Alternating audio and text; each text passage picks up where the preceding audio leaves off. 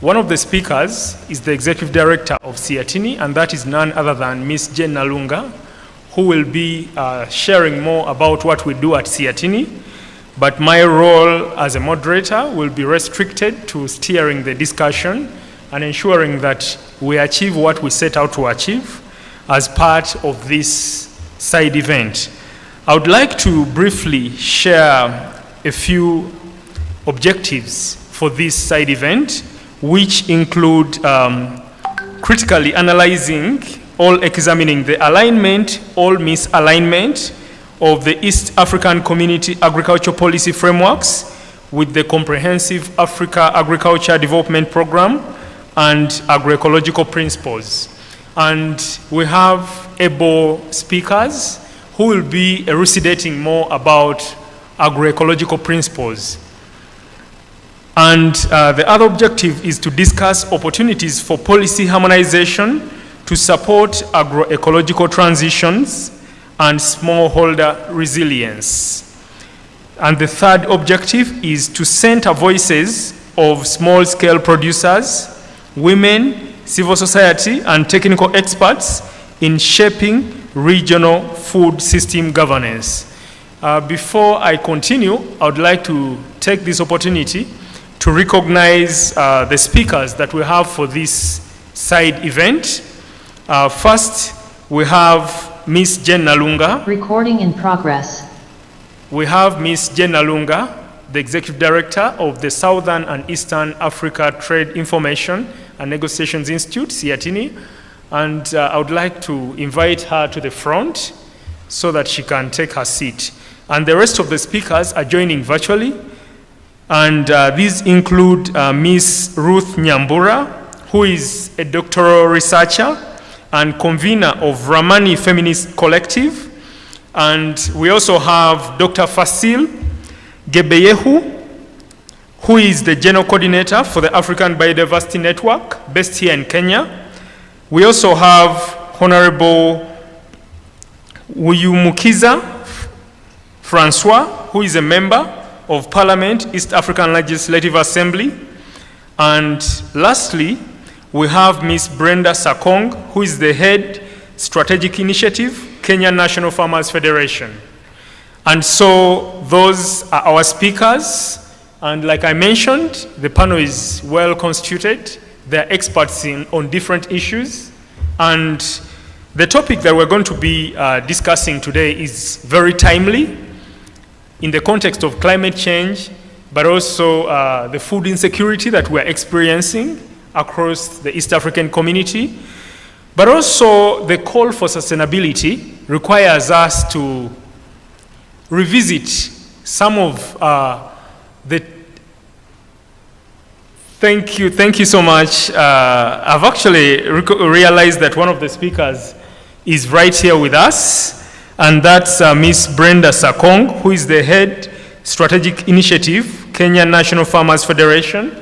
I'm so sorry for the earlier communication that you join online. I hadn't seen you around. Thank you so much for joining us for this very exciting conversation. And to the media team, please give me a signal that all is well, that we can start our conversation. I would like to briefly provide some context before we delve deep into this very interesting and timely conversation.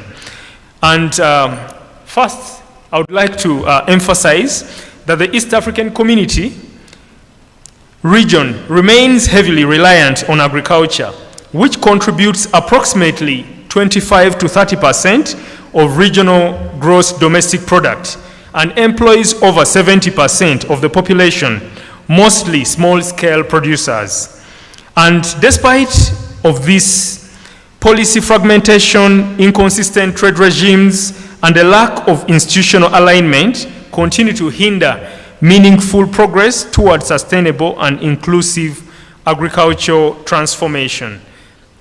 Our theme underscores a number of terminologies, including agroecology, CAADP, which is the Comprehensive Africa Agriculture Development Program, and CAADP, which is the Comprehensive Africa Agriculture Development Program, is an African Union flagship framework under Agenda 2063. I know many of us have heard more about Agenda 2063 given our work, and that's a blueprint for transformation of the continent. And CAADP is aimed at boosting agricultural productivity, ensuring food and nutrition security, and promoting inclusive economic growth. And just this year, there was a lot of debate around CAADP Kampala Declaration. And one of the issues that stood out was the fact that agroecology wasn't explicitly recognized, because there is mention of sustainable agricultural practices which don't directly speak to agroecology. And so the experts that we have today will be making sense of that and sharing more about what can be done to explicitly recognize agroecology and what can be done to make agroecology work, because that's the reality of our farming practices. And agroecology is simply an integrated approach and sustainable farming approach that works with nature. It actually empowers and positions farmers to solve their problems with nature. So it's not dependent on any external resources, but working with existing and available resources within communities to solve challenges like climate change, among others. And so without further ado, I would like now to invite Ms. Jen Nalunga, who is the Executive Director of CAADP, to set the scene for the discussion, and then we'll continue with the rest of the speakers. Thank you so much for listening and joining us. Ms. Jen Nalunga, please make your way here. Thank you.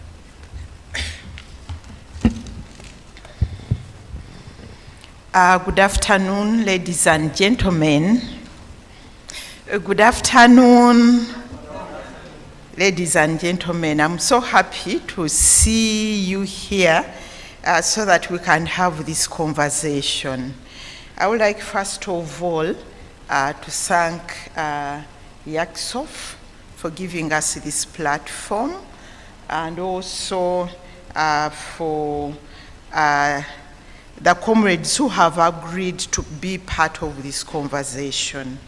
I will talk about how we can be able to harmonize EAC, the East African Community Agricultural Policies, to support CAADP implementation, but also to promote agroecology.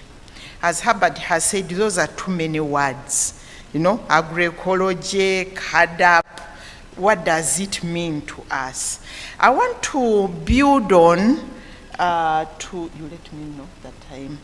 I want to build on to the conversation we had before lunch by Gabriel and, was he Justice? Justice, eh? I want to build on to that. One of the issues which came out of Gabriel and Justice's presentation was the fact that the world is in a turmoil, isn't it? Things are shifting all the time, and not just about Trump, no, but Trump is also adding to the fuel, that Trump tariffs.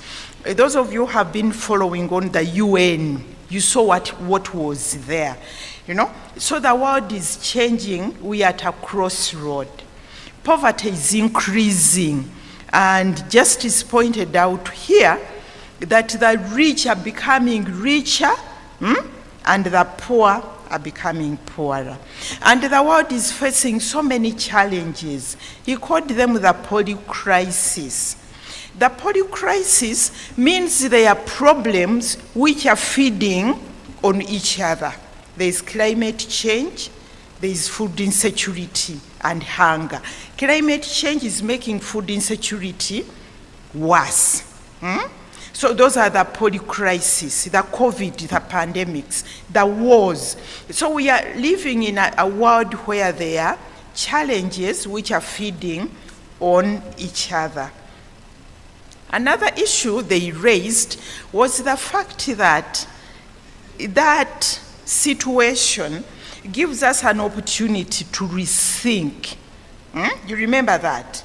To rethink and be able to create new paradigms. You know, when you are in a problem, that's when you start thinking.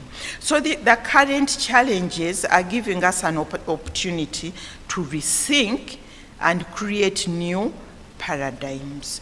And that's why today we are here to talk about rethinking agriculture.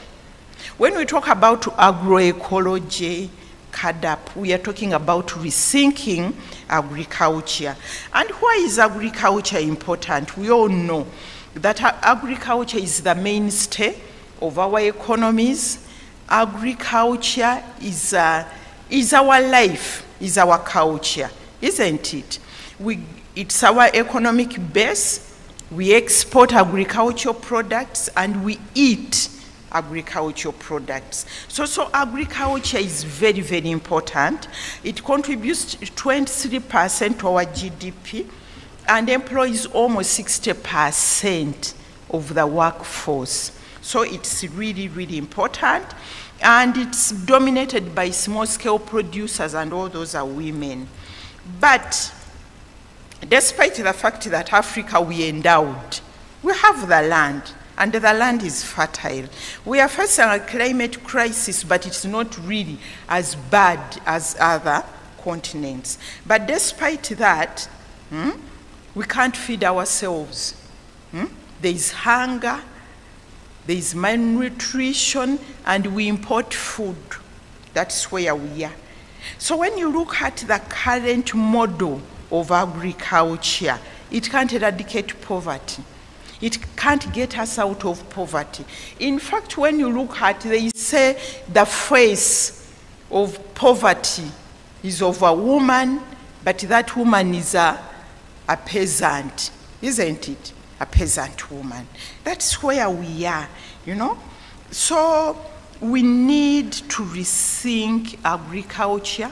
We need to rethink our system.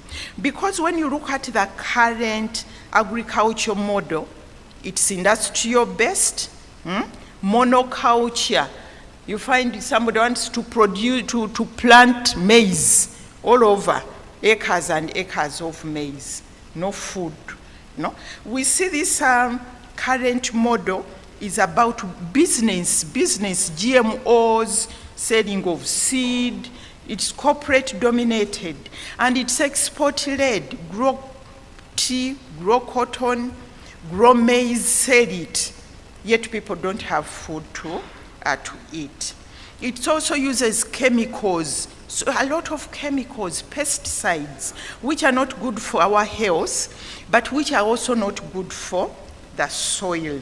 You know, so you find that when you look at our current model of agriculture, it can't sustain the planet.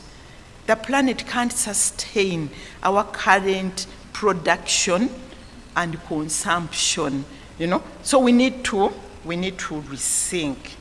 And also, when you look at the current model, it undermines indigenous knowledge, and it takes away the rights of farmers, their right to seed, you know.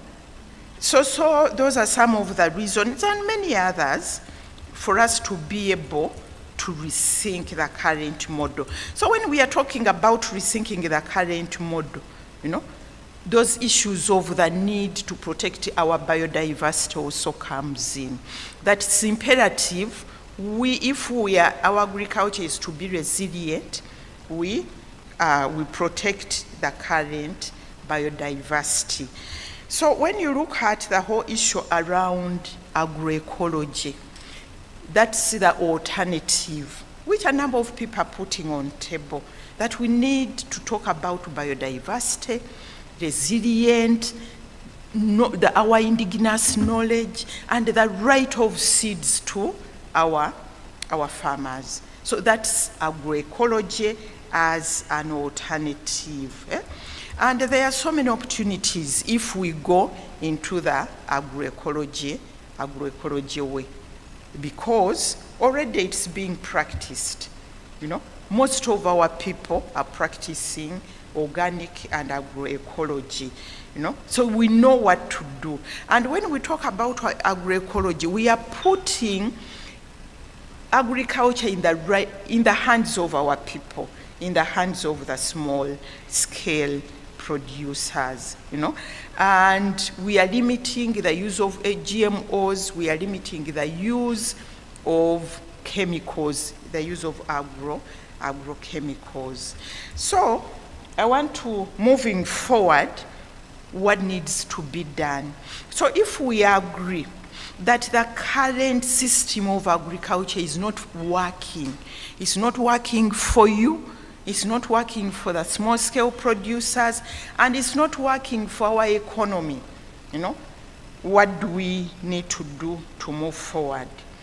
I think it's important to have a clear understanding of where we are when it comes to agriculture and food, agri-food systems. Where are we, and where do we want to go? Exactly what kind of agriculture system do we want to put in place? For me, I think that's important because that will help us also to understand what kind of policies do we need to put in place at national level, at EAC level, at continental level, and also at global level, if we understand. Because a number of us don't understand, appreciate that our agricultural food systems and agricultural model has to change. Two, we need to address the policy contradictions. A number of our countries have organic policies. They promote organic agriculture. In fact, they will tell you, we promote organic agriculture. But then you see in the same country there policies which contradict that. I don't know whether there are some Kenyans here. Kenya, they have a law which outlaws, criminalizes saving and sharing of seeds. Yet, agroecology and farmers' rights are based on sharing and saving our seeds. Somebody comes to visit you, you give a basket of seeds for them to go and plant. They are criminalizing that. So those are some of the contradictions we need to address. Herbert has talked about the CAADP, that Comprehensive Agricultural Development Program. That's it's the Africa Union's framework to transform our agriculture. And remember, we started in 2013 with the Maputo Declaration, the Malabo Declaration, and now we have the Kampala Declaration. But the challenge with our countries is that we put so many good things on paper, but we don't translate them into action.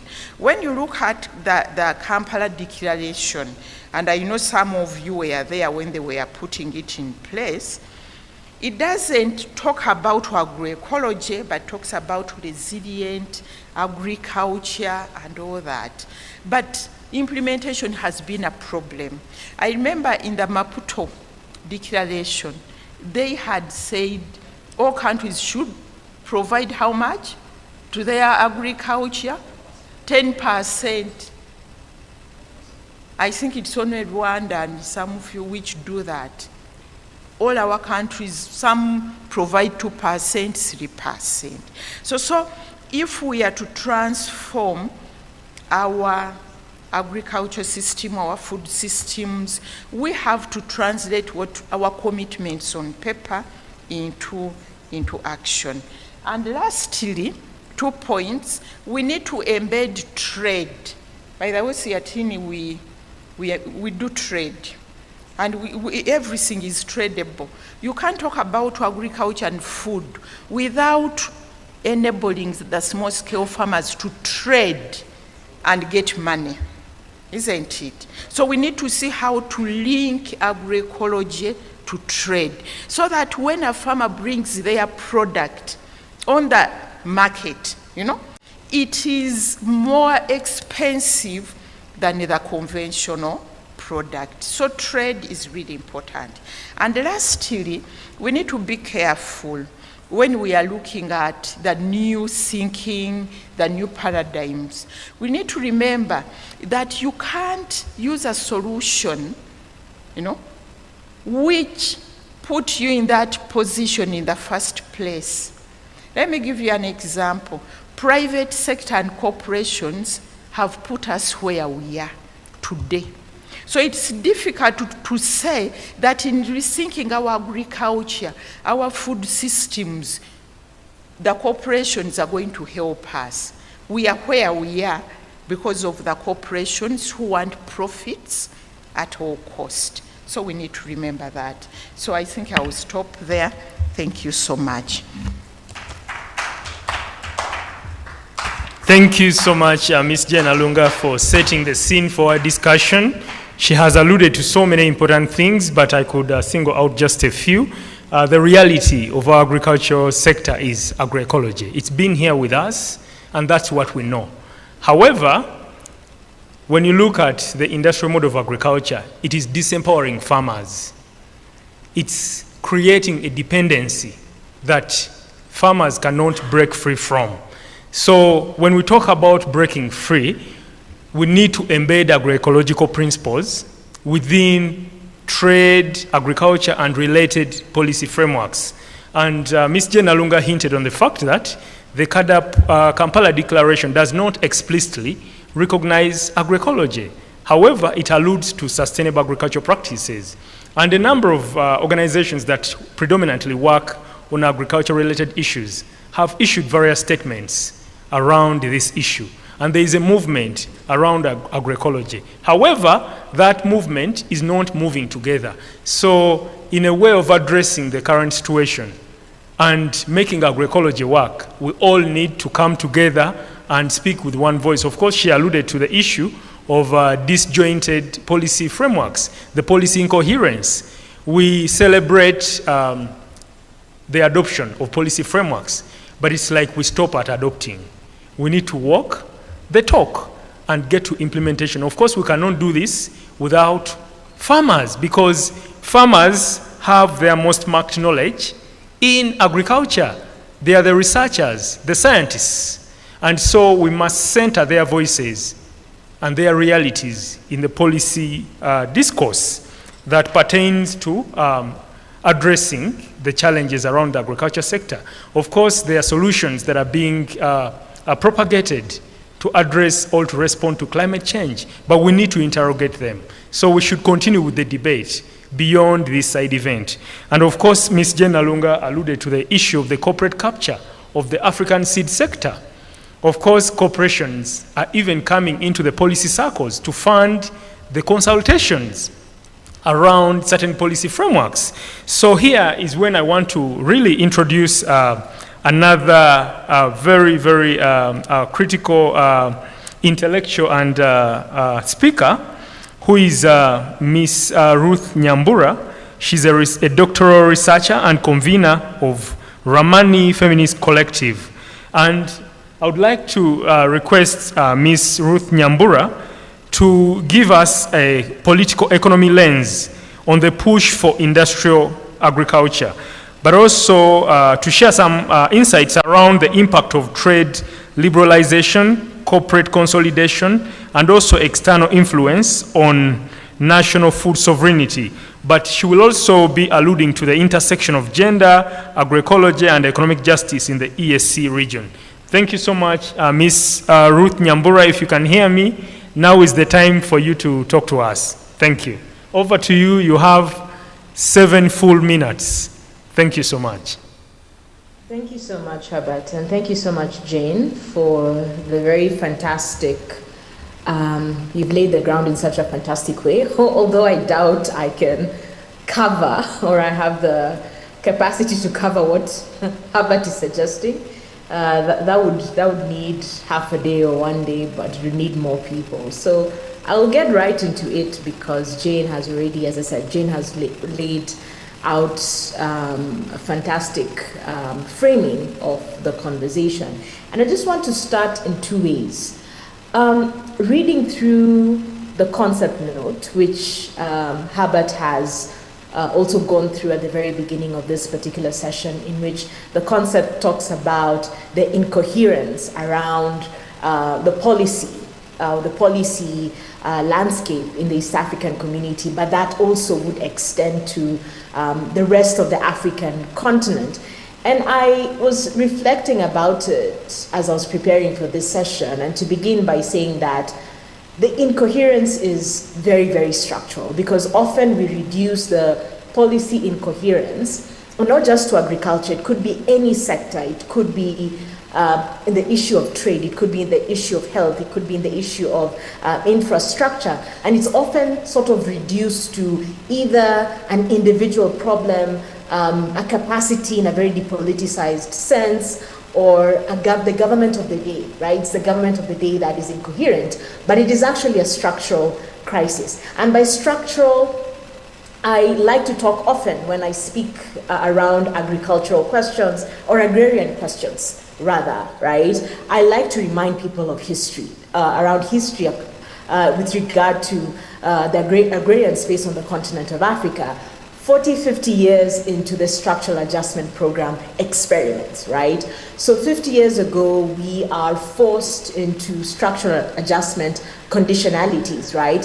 And as we see across the continent of Africa, not just within the East African community, the ways in which our economies are structured is that African countries continue to be sites of extraction. And Jane has spoken very, very clearly about this. And when I say sites of extraction, I mean that our resources continue to be plundered, right? The age-old trade, historical trade relationships, of course, that have now transformed to whether you're talking about economic partnership agreements between one or two countries, or one country and a regional bloc, whether you're talking about trade within the confines or context of the World Trade Organization, whether you're talking about opening up space for transnational, multinational corporations, right? It basically replicates the colonial encounter on the continent of Africa. So when you talk about policy incoherence, and by policy incoherence, I specifically am talking about the fact that we seem to be constantly, right, in epochs in which individual African governments and states, or regional spaces, whether it's the East African community, whether we're talking about COMESA, whether we're talking about SADC, whether we're talking about ECOWAS, we are in a space, a policy landscape in which the policies, we can argue that the policies really do not benefit the people. In fact, one of the things, listening to Jane, one of the things that I would push back on is the idea that we have great policies, or we have good policies. As I will show in my presentation as I go along, is that there's also a crisis. There's something to be said about the politics of the policies that are being passed, or that have been passed on the continent of Africa. And a lot of it, obviously, again, going back to the long colonial histories of how the continent has been structured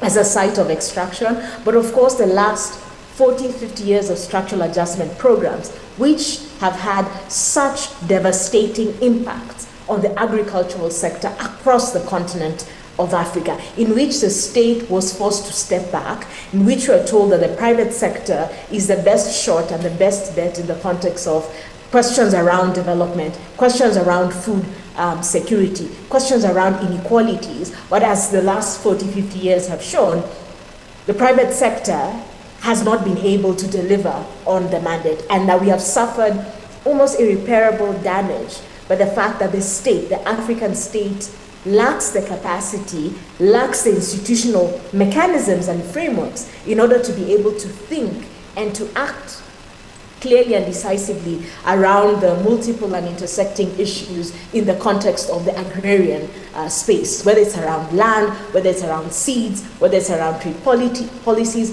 whether it's around the inequalities around different identities.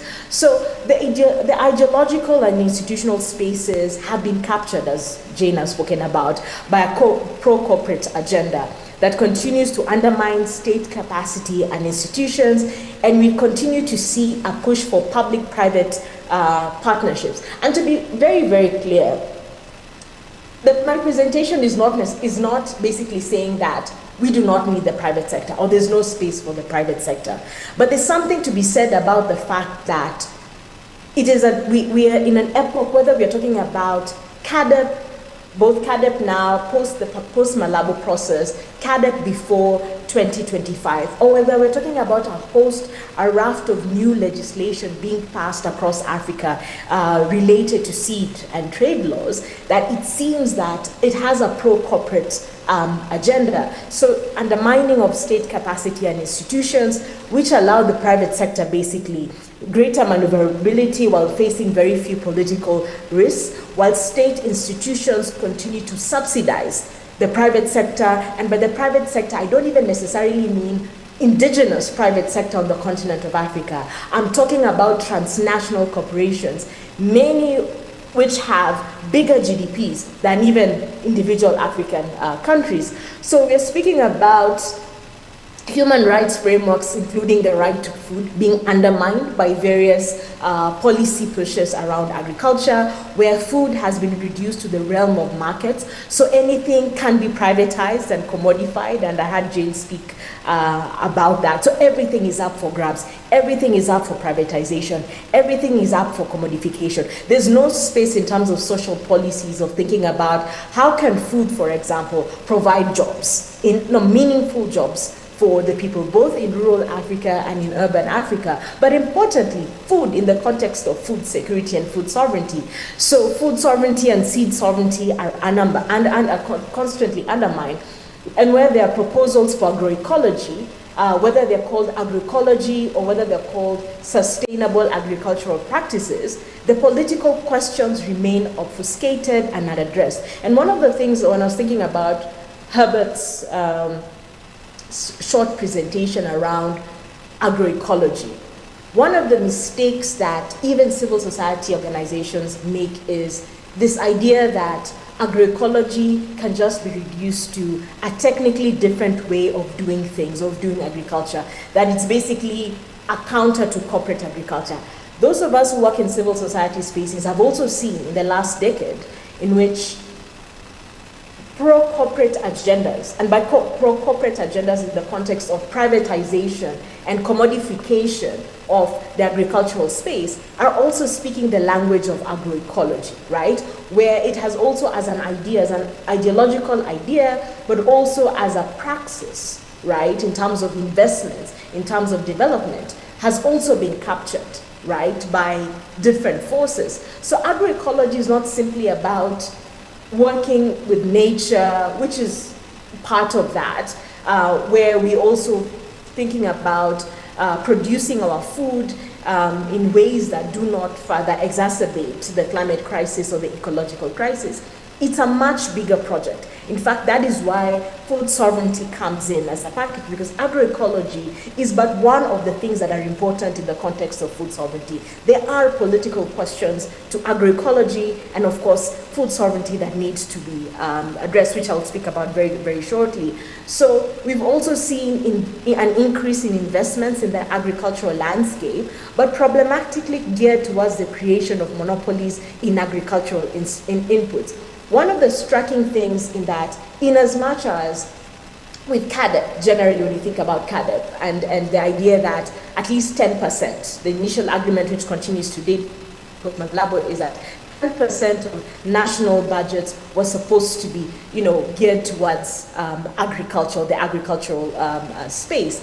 What we have seen is that not only did not happen, but that we've had an increase in private sector investment in the agrarian space on the continent of Africa, right? But problematically geared towards opening up the continent, whether we're talking about seeds, whether we're talking about various inputs like fertilizer and herbicides and so on, where the continent is basically being carved up to be a market for transnational corporations, whether we are talking about fertilizer, whether we're talking about herbicides, whether we're talking about seeds, right? So it isn't about literally building the capacities of the continent, including the farmers. And Jane has already spoken about the fact that agriculture is a very, very gendered activity in its full sense, right? And has very, very specific gendered implications. So it isn't about that. There's investment coming in around agriculture, but it is investment that is geared towards further,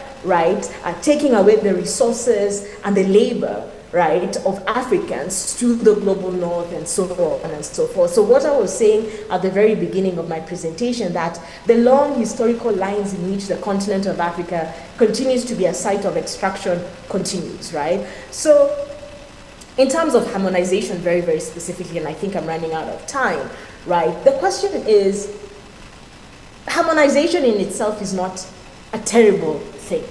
The question to ask is, what forms of harmonization? Because what we have seen in the context of seed laws or trade laws is the pushing for legislation, a regulatory space, a legal space that criminalizes the rights of smallholder farmers, peasant farmers to save, sell, and exchange their seeds, right? So, and the barriers around certification such that ordinary farmers cannot be able to rise up to those particular challenges, but also in terms of setting of narratives, the idea that indigenous seeds are necessarily dirty, right? That nothing good comes out of them, that small farmers, smallholder farmers, peasant farmers are vectors of diseases. So such problematic discourse, right? So what forms of harmonization for the East African community? What forms of regionalism, right? Because when you talk about the East African community, we go back to the ideas of regionalism. And as I said earlier in a webinar that CAADP had organized a few weeks ago, is that there's no food sovereignty in one country. Food sovereignty has to be a regional project. It has to be a continental project. You just can't have agroecology in your own small plot of land, especially when you're thinking about food security, food sovereignty, right, as a big development project. So what forms of harmonization, what forms of seed laws and trade laws, right, actually develop and help the most vulnerable farmers across the region of East Africa, right? So,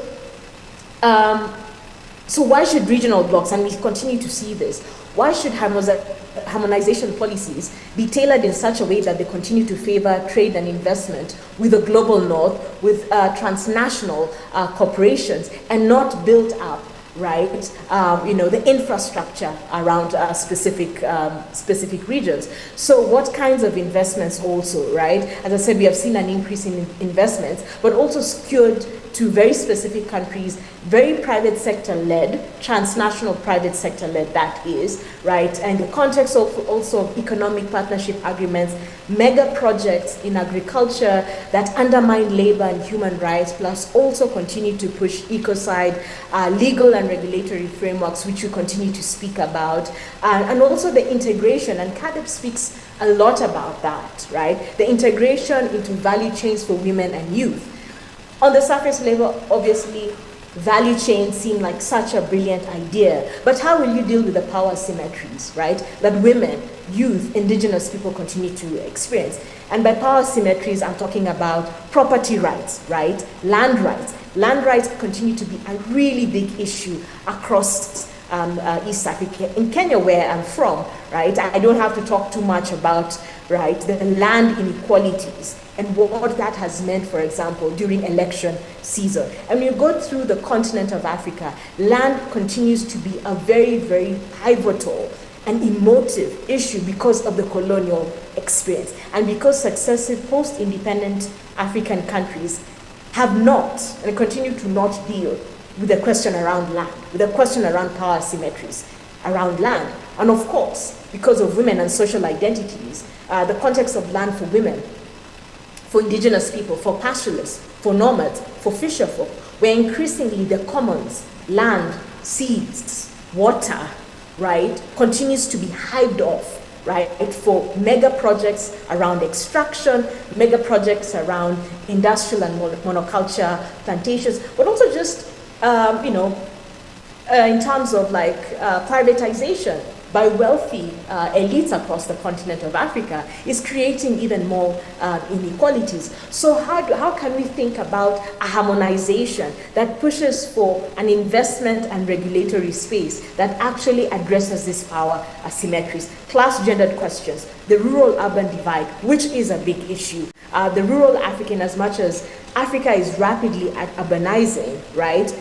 Rural Africa continues to be a site of deep asymmetries of power and inequalities, right? And of course the climate crisis, which we were living in a time whether, it doesn't matter whether Trump says that it's fake news. Those of us who live on the continent of Africa, we know that there is a climate crisis. We don't even need any academic paper to speak about the climate crisis. So the nature, form, content, and character of harmonization policies, of investment policies, needs to be taken into account. So on the surface level, as I said, like the CAADP program going forward, at the very surface level, seems fantastic, but then it's, right, when you actually dig into what does it actually tangibly mean?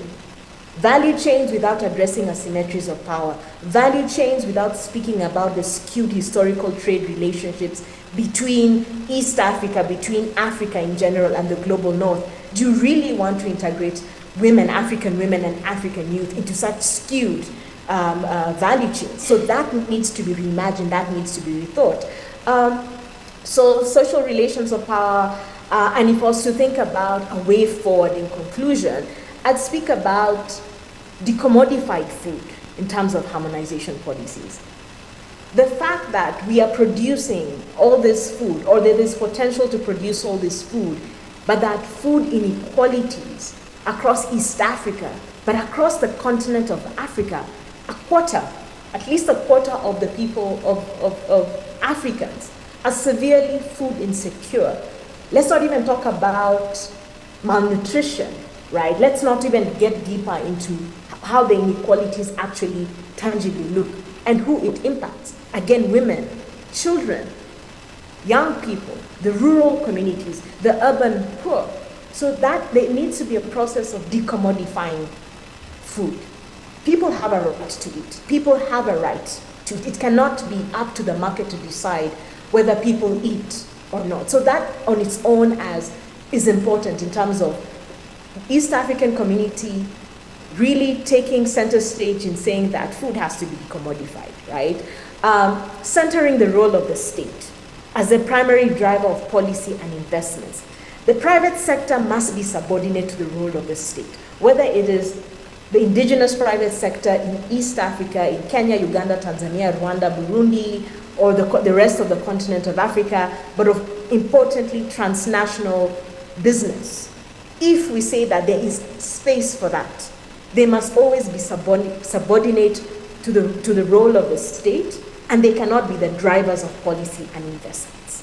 That's really important, because what we have seen since the last 50 years of structural adjustment programs is that the role of the state, right, is actually subordinate to the role of transnational capital, corporations, and private sector. That needs to be addressed, right? When we go to the polls, we don't vote for Bayer or Monsanto. We're not voting for Yara. We are voting for a government of the people, by the people.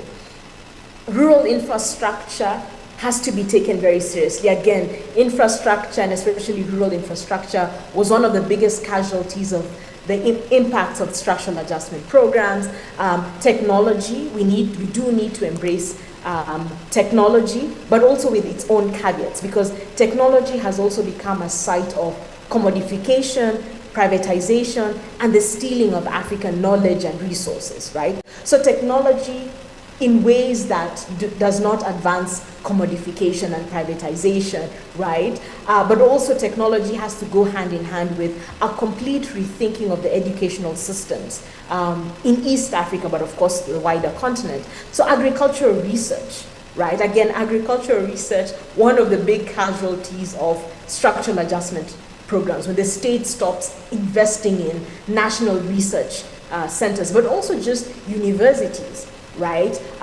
Again, the university system across the continent of Africa suffered really severe blows because of structural adjustment programs, right?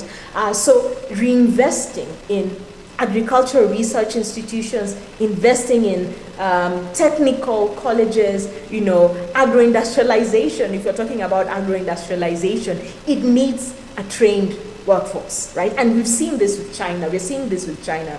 We're also seeing this with Thank you, Ms. Ruth Nyambura. I'm afraid I would have to cut you short here, but we'll get back to you. No, it was the conclusion, so it's fine. It was the last point, so it's fine. Thank you. I'm so sorry, but we are not running well with time, so I would have to cut you short, but we truly appreciate. Comrades, a round of applause for Ms. Ruth Nyambura. She has actually delivered a masterclass, and thanks for that well-organized round of applause. I appreciate. She has navigated us through the adoption of structure adjustment programs, the disruptions that the SAP's all structure adjustment programs caused, but also the commodification of all life forms, including seed. And she has provided quite a number of policy recommendations on how we can salvage the situation. I will not delve so much into that, but also she has critiqued CAADP and the package that CAADP puts forward. Of course, we all committed, most of the African countries committed to investing at least 10%. In fact, there was the word at least, to agriculture. Of course, some governments are justifying the investment in infrastructure to be investment in agriculture. And we can have a debate around that, whether we need a targeted investment in agriculture or investment in agriculture-related sectors. So that debate can continue. I would like us to have an interlude with a video that the media team is going to play. The video is a recording that was made by Honorable Francois, who is a member of the East African Legislative Assembly, representing Rwanda. So I request that we have that interlude, then we can get back to the panelists. Thank you so much. Your Excellencies. Could you relay the video on the screen?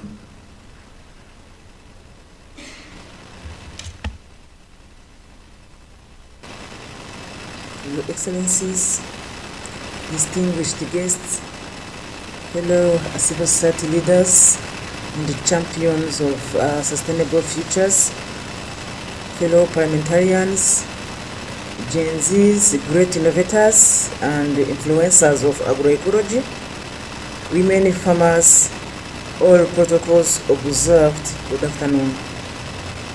I'm Françoise Mukiza. I'm a member of parliament at the East African Legislative Assembly. I represent Rwanda. I thank you for having me, for me to express myself about this vital civil society organizations summit.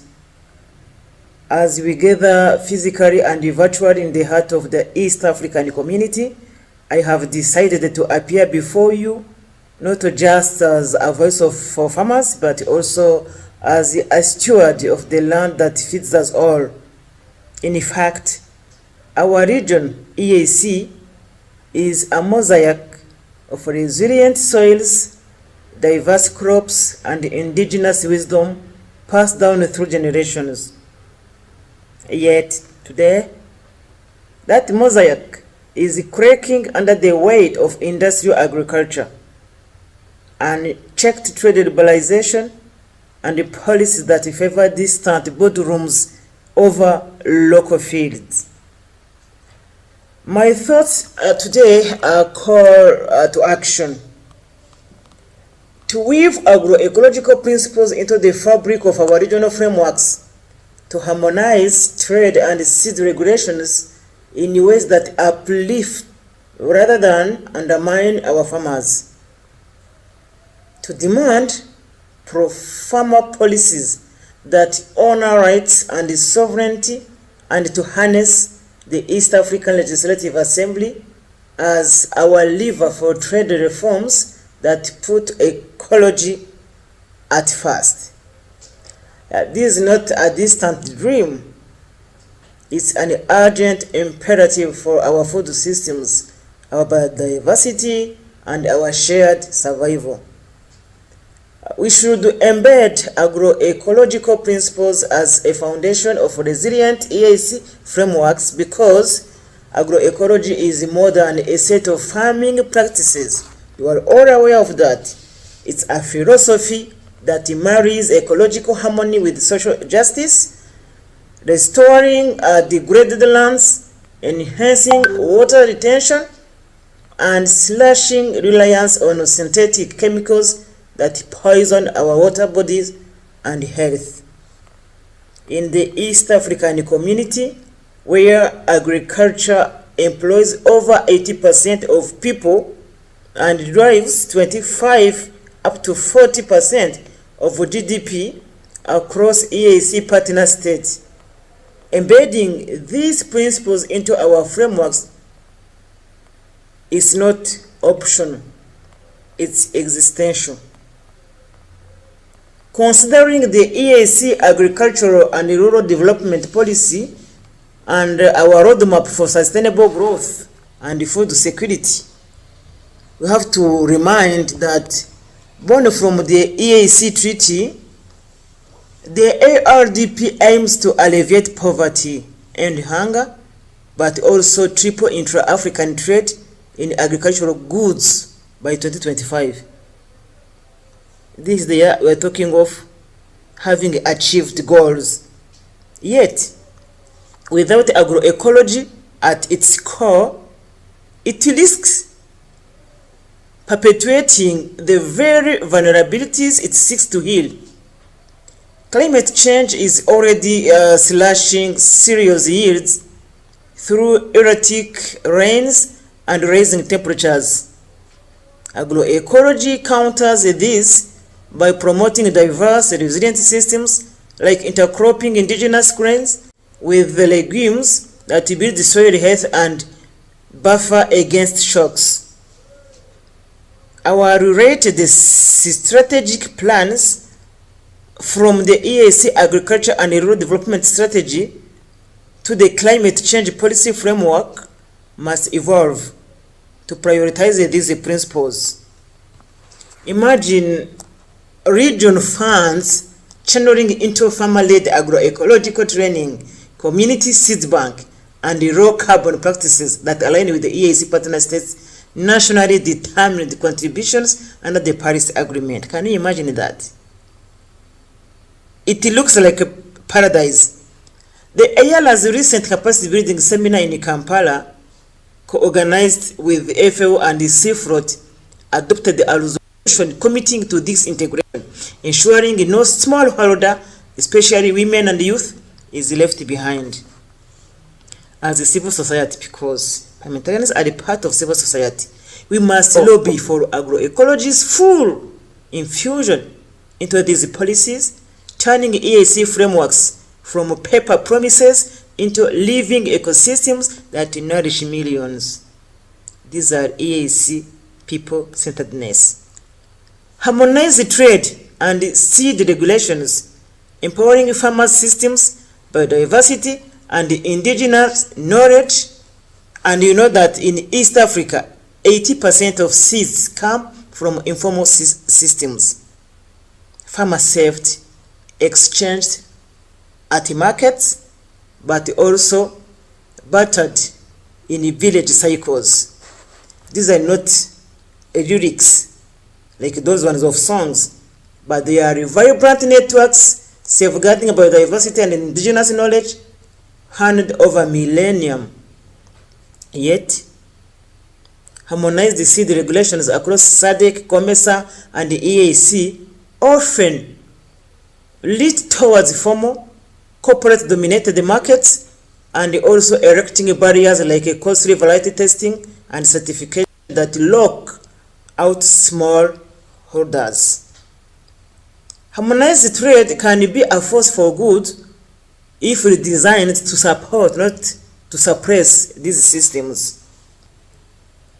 The EAC draft seed and plant variety bill awaiting council approval that was now in the hand of the Committee on Agriculture and Natural Resources of Yala is even now awaiting for scrutiny and public hearings, can also give some solutions by offering a chance to embed farmers' rights, allowing the saving, sharing, and selling of farmer-saved seeds, but also while promoting regional catalogs that include indigenous vegetables like amaranth and cowpea, vital for nutrition and climate adaptation.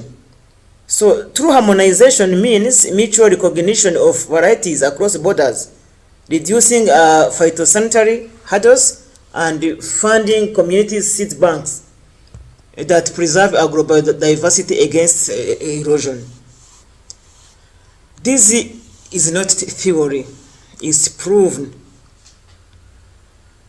By prioritizing this in regulations, we protect the 75% of global crop diversity loss in the last century and empower women who steward much of this knowledge. So civil society must push for inclusive consultations always. And when it comes to pro-farmer regional policies, we have to respect rights and reclaiming food sovereignty, because it's not just a word. It's the right of our communities to define what we grow, how we grow it, and also when and by who. In the EAC, where smallholders feed the nation, yet face land grabs and input monopolies, pro-farmer policies are the antidote to food insecurity. So organizations like the Eastern Africa Farmers Federation, and representing 25 million smallholder farmers across 10 countries, and the Alliance for Food Sovereignty in Africa, AFSA, CAADP, among others, they are leading this change, and we have to lobby for policies that amplify voices at EAC tables. We are a part of you.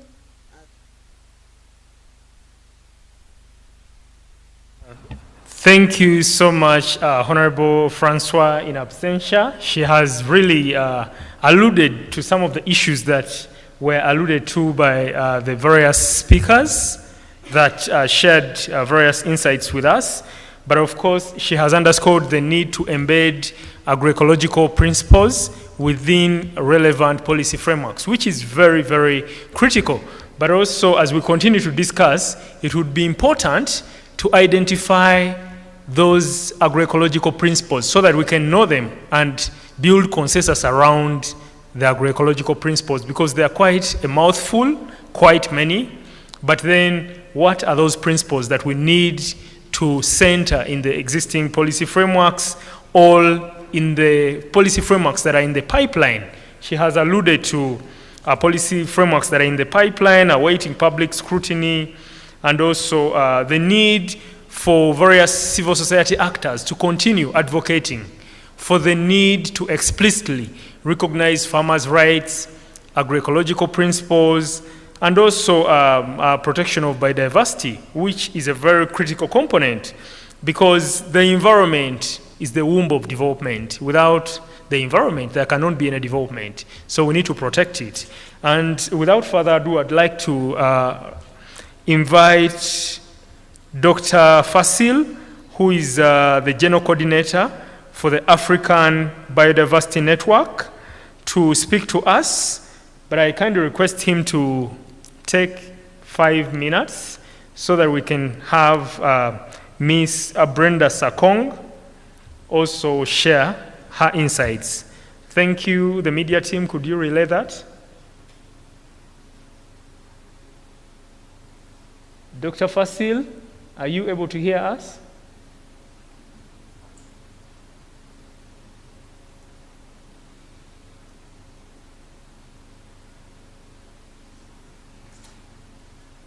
I think as the media team does what, oh yeah, thank you so much. Apologies, Dr. Fasil. Yes, we can hear you. Over to you. Yeah, thank you very much.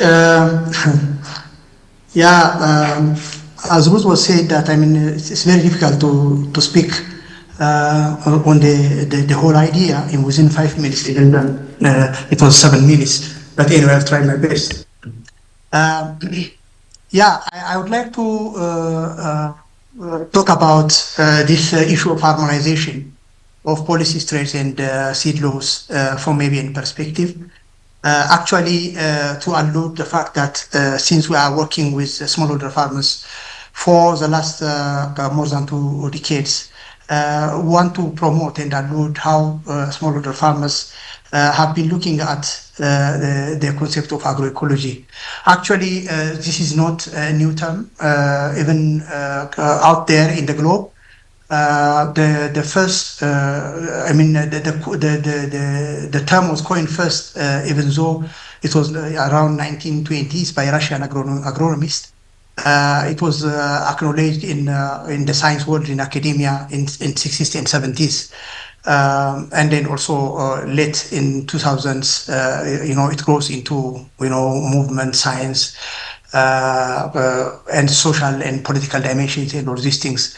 But when it comes to the way how smallholder farmers are looking into the agroecology concept or ideas or all these debates and discussions, it is about the way of life for smallholder farmers.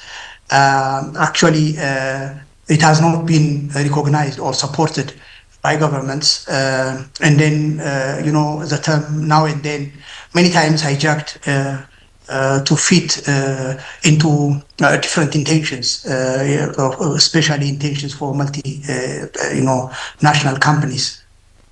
So when it comes to harmonization, for the sake of time, of course, the reason why we talk about harmonization, of course, when it comes to technical understanding of what kind of harmonization and what is it harmonization and things like that, early speakers have shared their thoughts. I don't want to go to there, but of course, the reason for harmonization is because of the obvious fragmented policies across East African community, and of course farmers are challenging from the inconsistent law of seeds and inputs and trade etc.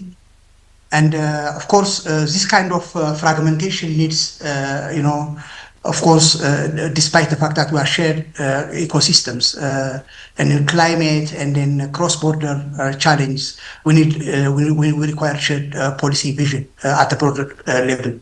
So in this regard, if we adopt a relevant harmonization, we can strengthen regional resilience, and of course we can support CAADP goals also. So there are gaps, as I said, on seed laws, because it's marginalized farmer varieties, it's criminalized them, as we say, in some countries, and subsidies promotes chemicals, not ecological practices. Research excludes indigenous knowledge, despite the fact that like more than 70% of the African population, even in the world, according to research shows even recently, that fed by smallholder farmers, but they have been neglected from development planning, and they are excluded. Of course, trade focuses on export rather than local economies and food systems. We have got, since we are working with many African countries, we have got a number of stories and arguments and practical examples from the grassroots as an entity working with the communities. So we contribute to facilitate such dialogues among communities on seed and governance. We link grassroots practices with policy advocacy at AU and CAADP and COP and the African Commission for Human People's Rights spaces also. So having this experience at hand, we are very much promoting what we call it multiple evidence-based approach, where science and indigenous knowledge has to come into a mechanism to cooperate with one another rather than criticizing or undermining one another, because the very root of science, as we know, is what is on the ground in nature, and then in people's culture, in their world outlook, and in their rich experiences for centuries. So agroecology is not about producing crops and then whatever, or food, but it's all about the world view. It's all about people's life, their intention, their emotion, and their world outlook. And then even it cannot be interpreted even only in rational thinking. It has values beyond what you can see, what you can touch, and what you can feel. But it's about of course, values, including spiritual values. So this shouldn't be undermined when you talk of agroecology. So these agroecological practices are more cost effective than purchasing chemical seed, and allow for continued adaptation for local varieties for many centuries. And then also they are helping to shifting environmental conditions.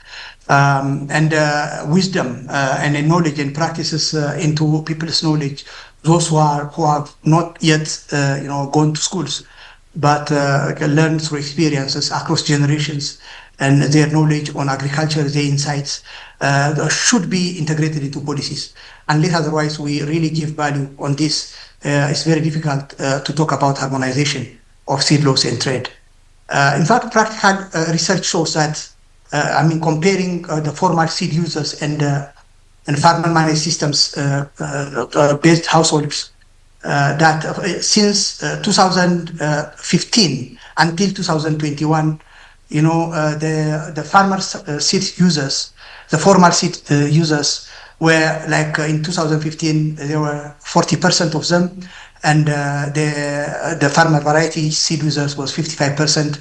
But within 7 years until 2021, the formal seed users, in terms of their use of formal seeds, is increased only by 10%, but the other one increased by 20%. This shows that their interest still is in using of farmer seed varieties, and then also make use of whatever knowledge has been transmitted from their ancestors, and then included or embedded into their social, political, economy, and spiritual systems. So when it comes to pathways, according to what we see in terms of harmonization, we should really recognize farmer managed systems in policy. As I said, we have to align subsidies to support agroecology and embed indigenous knowledge in research and extension, and then create, of course, regional platforms for farmer voices. The East African communities, in terms of involvement in their government, they should embed agroecology in CAADP plans. Of course, all this needs financial, human, and technical expertise. And so donors also need to be convinced, need to be aligned with this kind of initiatives, which is community-led systems. Researchers also to integrate indigenous knowledge, and they give values not only with numericals, with graphs, of course, that are good to concretize information, but they should also need to give value for informal information and also insights. And also civil society organizations have to strengthen cross-border advocacy initiatives. So harmonizing policies for us is not about uniformity, but about recognizing the wisdom of communities in the perspective of ABN. So thank you. Thank you so much, Dr. Fasil. And you've ably responded to the question around what kind of harmonization and how we can achieve harmonization. And that and more is really very important, especially given the fact that smallholder farmers are the victims here. And the next panelist is Ms. Brenda Sakong from the Kenya National Farmers Federation. Given that smallholder farmers are the victims here, what are those experiences or concerns that farmers have been channeling to the Kenya National Farmers Federation, but also what are some of those realities that you believe need to be centered in the policy processes? Thank you so much. Over to you. You have 7 full minutes. You could come over here. Thank you.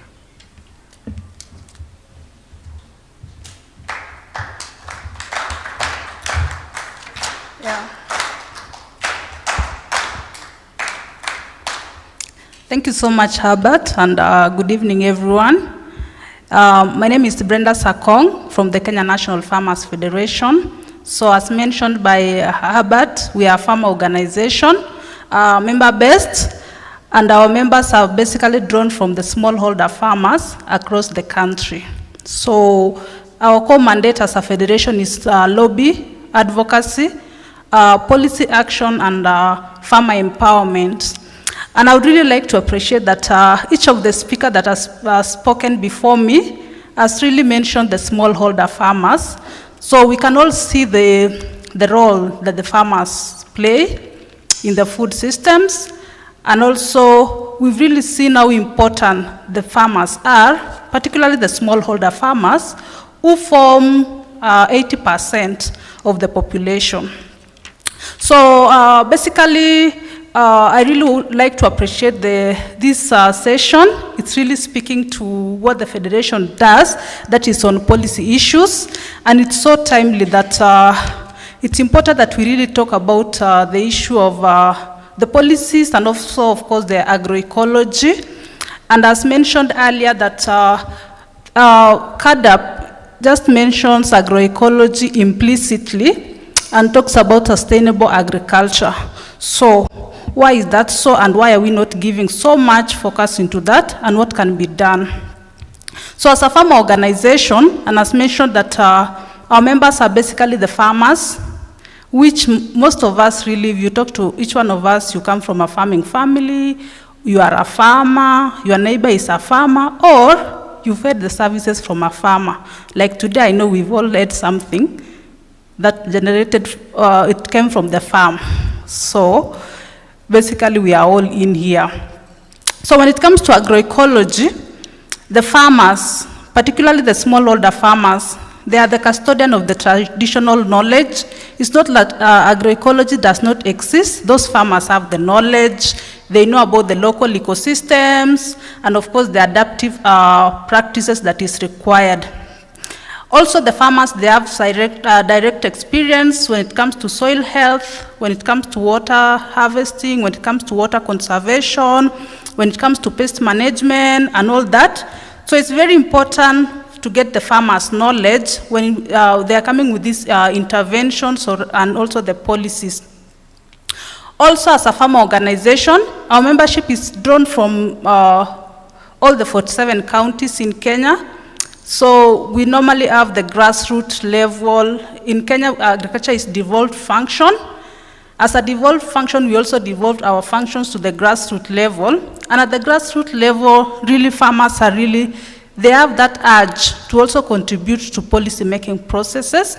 And we've really made it possible for them to participate by engaging them and also capacity building them on the policy-making processes at the county level, what is happening at the county, what are they supposed to do, how can they participate in the policy-making formulation. So really, farmers, through their participation when it comes to policy-making, they are going to ensure that their contribution and also their regional agricultural frameworks really reflect the real challenges at the ground level, or rather at the grassroots level. The farmers face a lot of challenges: climate change, access to the market, there is post-harvest losses. So they're really struggling. The farmers are really struggling. Sometimes they're just, at some point, they're now staying at the subsistence level for a very long time because now they cannot even get that. We are even talking about the food security at this point. We are not even talking about the agribusiness, or rather the business aspect of it. So when it comes to that now, farmer organizations like the Kenya National Farmers Federation really come in handy to make sure that the farmers, we may not get to the individual farmers, but we can get it through the farmer organizations, which is at this point the Kenya National Farmers Federation. Oh, sorry. So as KENAF now, we also recognize agroecology as a pathway to really climate resilient and sustainable farming. And we do a number of farmer empowerment. We also participate in policy making sessions at the policy making at the county level and also at the national level, at the regional level and at the international level, where as a federation we are also part of several committees, that policy making committees and also technical steering committees. Just to reiterate that the farmer organization, we really need to recognize the role of farmer organizations. We also ensure that in as much as we talk about the agroecology, we're also looking at the access to land, the access to seeds, access to markets, and also the decision-making spaces by the farmers, which are also central to the sustainable agri-food systems. So talking to CAADP, we really appreciate, yes, that CAADP is looking at the agri-food systems and also looking at inclusivity. It's talking about inclusivity, but really inclusivity cannot just be symbolic. It must be real, and it must be measurable and also enforceable. And as mentioned that when smallholder farmers, this was brought out by Nyambura. She talked about women and youth. She talked about inclusivity and gender, all that. So they also remain excluded from the policy table. So that will really undermine the foundation of CAADP. So we should ensure that there is inclusivity, because we cannot really have poverty. We cannot even build resilience, and also we cannot achieve food sovereignty if the farmer's voice is still absent on the discussions. So agroecology should not just be a set of practices, but it should be actioned really, so that we achieve the objectives of CAADP. So at this point, I would say that things must really change, and farmer organization at this point, KENAF, we are really here to ensure that the voices of farmers are no longer ignored, because nothing about farmers really should ever be decided without farmers. So the farmers are ready, farmer organization is ready, but we really need to be also involved in the policy making processes. And we should also invest in agroecology. We should really mainstream it. Agroecology is not just an option, and also it's also upon us also, it's also important to strengthen the farmer organization at the national level, at the regional level, and at the global level, to ensure that we also continue bridging this gap when it comes to policy making. So in the closing, I would like to say that the voice of farmer organization is the voice of Africa and food systems, and important to note that harmonizing the policies must go hand in hand with harmonizing with the farmers' realities. To reiterate again that nothing about farmers happens without farmers, and the future of African agriculture will be shaped by the farmers' hands, and also strengthened by the policies that listen to the voice of the farmers. Thank you so much.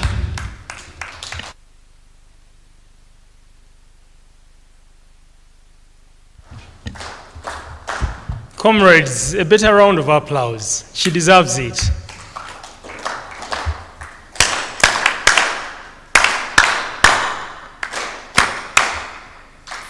Thank you so much. She ended on a very strong and loud note. that nothing for farmers without farmers. And she actually started by asking us a question, whether we had lunch. In fact, she was alluding to the fact that our survival depends on farmers, and that's the reality. So when we talk about policy initiatives, we cannot continue having conversations that are policy-oriented without the main rights holders, the smallholder farmers, who constitute the majority of the population, nearly 80%. I think that cannot be overemphasized. And they do amazing work at the Kenya National Farmers Federation. And of course, she alluded to the fact that the national farmers organizations need to be strengthened in order to even do much more work that they continue to do. And I cannot overemphasize that. But I would like now to invite 2 reactions, contributions from the audience, from you, distinguished ladies and gentlemen. I know time is really running out because we have another session and would like to close this, but I would like to start with the President. Comrade is bringing the microphone to you. Gender balance, please. First, I'd like to say thanks to those all who present. I know it's a very interesting subject, but of course, so many presenters, it may be shaping. But I actually want to make a general statement that if we talk about integration of East African citizens to be people-centered, one of the best pillars that will ease that integration is food security. A hungry EAC will never be a progressive EAC. And what is disturbing me is that, of course, this have linked with the tariffs. You come to realize one member state of EAC is highly producing, the farmers are producing food, they're lacking market, and one member have a market. Unfortunately, the flow of trade with regard to agricultural produce in EAC is really being tied down. I don't want to go for those things of indigenous and the rest and all that, but for me, really, agriculture is one of the sectors that we need to focus on. Even whatever we talk about human rights, about peace, if we neglect agriculture, we're neglecting the integration of East African citizens. So that's something that I'd like to be really keen to speak to, and of course, this link us with the climate. So it's something very interesting that we need to focus on it, and something that please, Tini, take it up. And I wish that we should have such discussions, not only linked to the summit, we should have it throughout the year and keep on pushing our policymakers and our decision makers to really listen to our voices. Thank you. So much, Mr. President, for underscoring the importance of the agriculture sector, but also connecting it to the EAC regional integration, given its importance. And we take that seriously. We will do some research so that when we engage the East African Legislative Assembly around the review of the EAC Treaty, agriculture will be central to the package of policy recommendations that we will forward to the IALA and the EAC Secretariat. Thank you so much. Of course, you made a very powerful statement, and hungry EAC will not be a comprehensive EAC. I think that's strong and loud enough. One more, gender balance. Could we take just a minute, the 4 of you, and we close it, just a minute each. Thank you. Please go on. Hello, everyone. So my question is regarding the food security. We've really talked about agroecology and how it should be adapted into the East African community.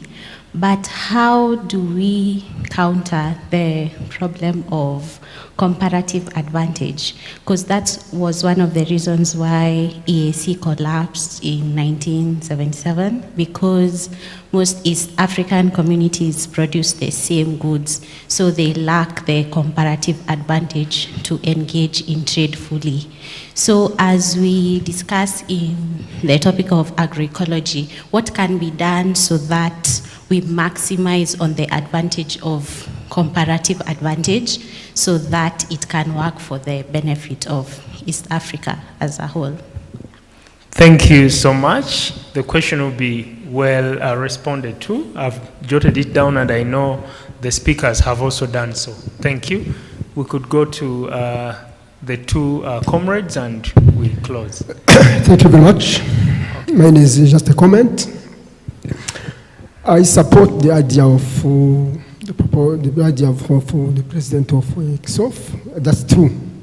We have to have a people without hungry. That the second one also within the East African community, we have what we call one people, one destiny, and we have to move together. And moving together, it requires, of course, harmonization. Harmonization does mean uniformity. No, and as the last presenter mentioned, in Kenya, 80% of the population is farmers. We have to deal with also democracy.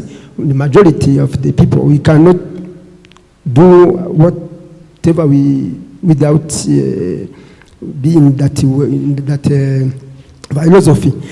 So agroecology is based on principles and standards. Of course,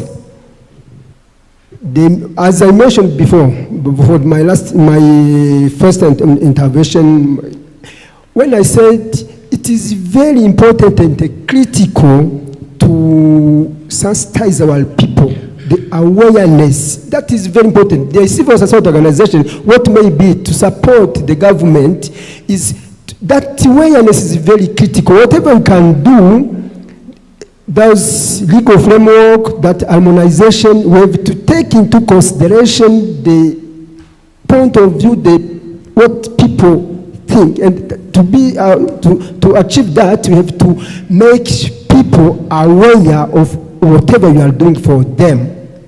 That is very important. Thank and you. The other thing is to invest. Once it's done, you have to invest, because without that, the hungry will not allow us to fulfill our mission of integration, full integration. Thank you very much. Thank you so much, comrade. We're going to have the last two comrades. Let's have her, then lastly you, and we close that. We get back to the speakers. Of course, he emphasized awareness. Awareness, it cannot be overemphasized. It's important. Thank you.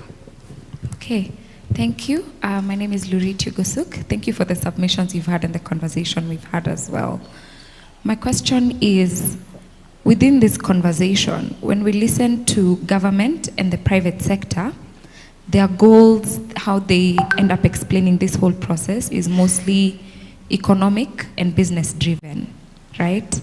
But when we look at civil society, trade unions, agricultural representatives, farmer federations, and any other entities, the conversation is heavily centered around the social, environmental, equity implications, and even beyond that, the idea of human rights being very important in this conversation. So how exactly do we balance these two perspectives without one overriding the other at any point whatsoever, but trying to ensure that they are running concurrently, or at any point, if one should cancel out the other? How exactly would we go about that? Thank you. Thank you so much, Comrade Lurit. Lastly? Yeah, thank you. Thank you for the floor. My name is Justin Lukonge from DRC, but I have one comment and a question, just for 1 minute. My comment is this. When we are talking about the food security, it means we are talking about both quantity and quality. But I have heard only things that concerns quantity of food and whatever, but I didn't hear something about the quality of the food. Because, you know, even if we have food, but without quality, it is not very useful. So for me, we should also focus on the quality. Speaking of quality, what do I mean? I mean, for example, to see the local solution to increase production, but keeping the quality. It means we can use the fertilizers, for example, that they can help us to increase production, but keeping also the quality. Yeah, this is what just about my points. Thank you. Thank you so much, comrade. I kindly request that we take the microphone back to, okay, just 1 minute, please. Let's restrict it to 1 minute, and then we'll take back the microphone to the speakers. Thank you very much for the floor. My name is Uchumi Emerance, the chair of National Women's Forum, Burundi. It's just a short one about data. When you want to do harmonization of policies, you have you have to have data for each country. So we need first do survey to know the situation on each country. That's the first one. The second, everybody among the presenters have raised the issue of climate change. If you look on the projection up to 2050, you may cry if you look at the situation we will face for those who will be in life at that time, because the impact of the climate change is very terrible. Then, as my fellow from Burundi and others have raised, people must be sensitized on the consequence of this climate change, and to be aware on that and try to show them how to face on that the impact of the consequence of the climate change. Thank you very much. Thank you so much for those very interesting questions. Of course, they speak to one fact. We've been paying attention and we're interested in the discussion. And back to the speakers, but of course, I know not all the speakers might be interested in responding to the questions. And because of the interest of time, I would like to first, before I call upon Ms. Ruth Nyambura, Ms. Jenna Lunga, and Ms. Brenda Sakong to respond briefly, each in 1 minute or 1 minute and a half. But I would like now to first thank Dr. Fasil. He had indicated to me that he will be going for another engagement, to thank him for joining us for this very, very insightful discussion. And we appreciate all the insights that he has shared and the recommendations that he has put forward. We will engage moving forward to implement some of the recommendations within our reach, but also forward the rest to other regional bodies for their action. So over to you, Ms. Ruth Nyambura. Just very briefly, so first of all, thank you for all the reflections. I felt that it was more of reflections than questions, and of course, thank you to my fellow panelists and CAADP for organizing this.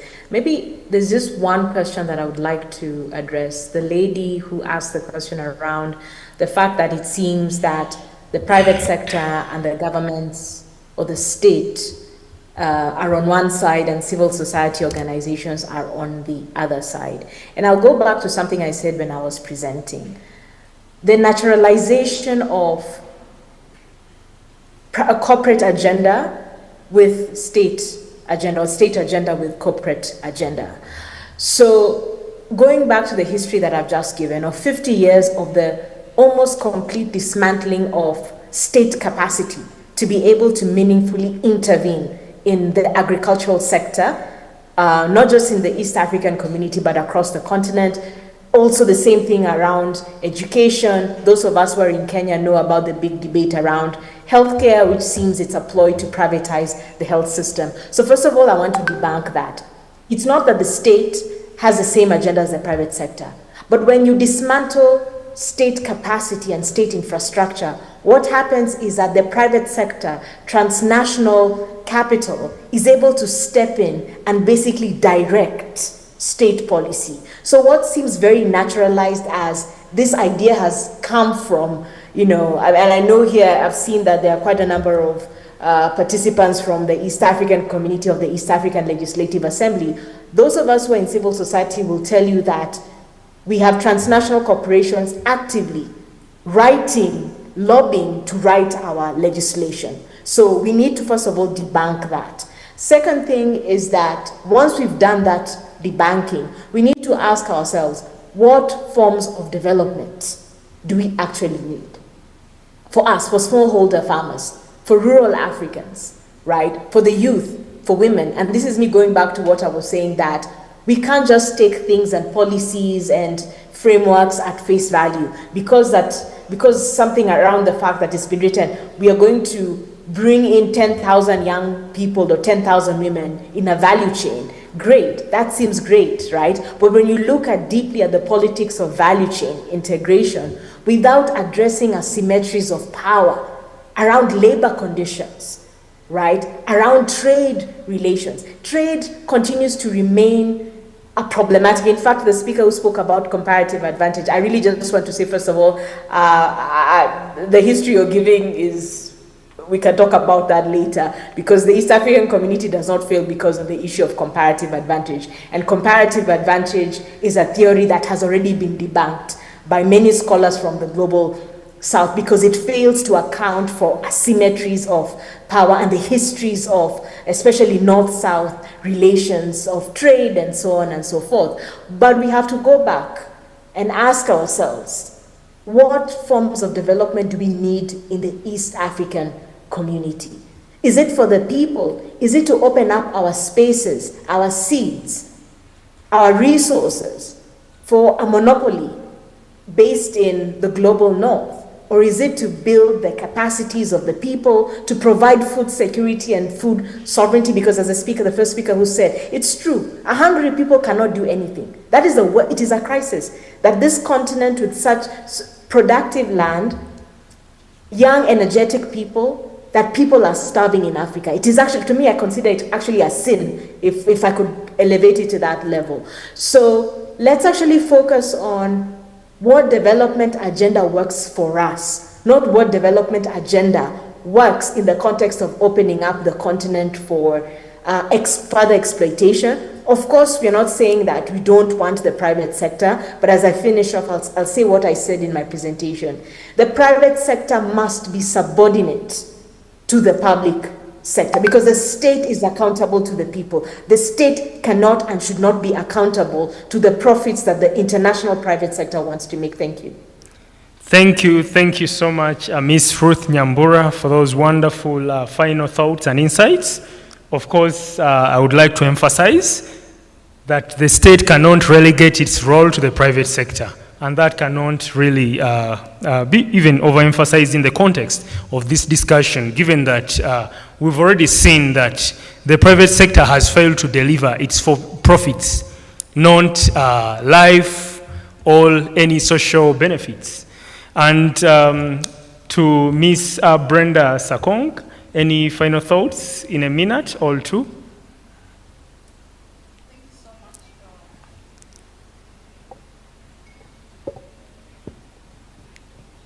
Can I help?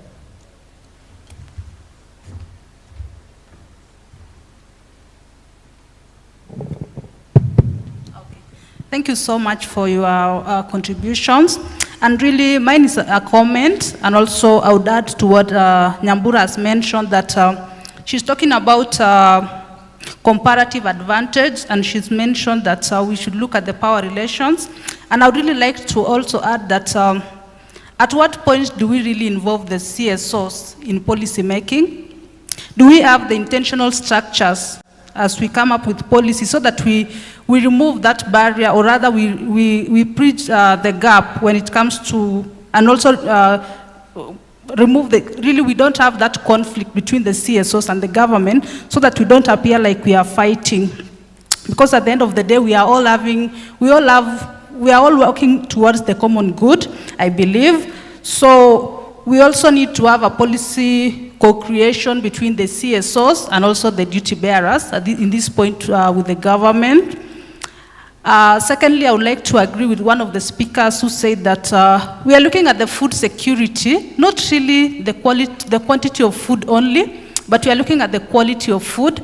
And in my mind, I was thinking at the food system approach, where we are looking at, we are providing sufficient food without compromising the environmental and the social aspect of the food system. So, and also I agree that it's our role as a civil society to really create awareness and sensitize the masses on the existing policies and their roles. And also, it's our role to also simplify. When we talk about the policy, sometimes we are talking about the technical terms, but we have that farmer at the grassroots level who really requires that simplification of the concept. And I would give an example. One time we were talking about the CAADP, the County Integration Development Plan. And then we were talking about the budget cycle at the county level, and some of the farmers in one of the grassroots engagement was wondering, what are we talking about when we are talking even about the CAADP? What are we talking about? So basically, it's also our role to also, in the process of sensitization, it's our role also to simplify. And as we simplify also, we take the simplified terms from the farmers to also to the policy level. So we really have a role to play when it comes to that, bridging that gap between the policy at the technical level and at the implementation level.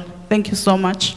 Thank you so much, Ms. Brenda Sakong, for the emphasis on the issue of awareness, demystification of information, because policy issues are sophisticated issues. So the need to simplify them to the level of the farmers cannot be overstated. Over to you, Ms. Jenna Lunga. Thank you so much for all those comments, very, very good comments coming in. I just want to make two comments. The President raised the issue of trade, which is really, really important. Trade is very critical to ensure that food moves. That means that we need to address a number of issues which impede trade. Issues around access to fair markets, the price of the goods, how much the small-scale producers selling their food, and also the non-trade barriers, you know, where you take your maize and Kenya says today don't bring your maize, you know, issues of standards. So we need to address that. Lastly, I want to add my voice to the whole issue around the corporate agenda. We need to make sure that our states, our governments have the capacity to regulate in the public interest, to be able to regulate the corporations in our interests, to protect our interests and to protect the rights of the environment. That's really, really critical. We are where we are because our states are very weak. The corporations have taken over. So we need to reverse that state of affairs. So thank you so much, and thank you so much for patiently participating and being here in our conversation. Thank you so much. Thank you so much, Ms. Jenna Lunga. Of course, we now know why we are where we are. And to the rest of the speakers, a round of applause to all the speakers.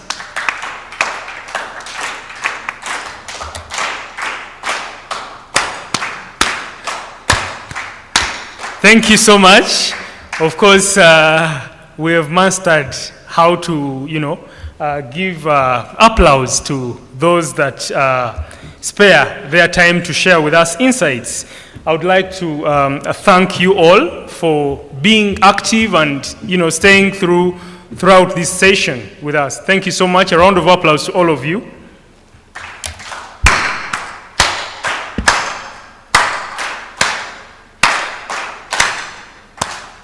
Thank you so much. Of course, you will all agree with me that we had such a wonderful session, very engaging. And lastly, as I conclude, It's important to note that this discussion that we just had is not only about policy alignment, but it's about reimagining a just, sovereign, and climate resilient food system for East Africa.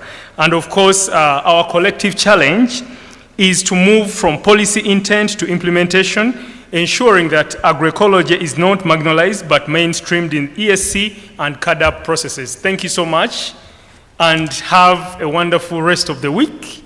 A luta continua.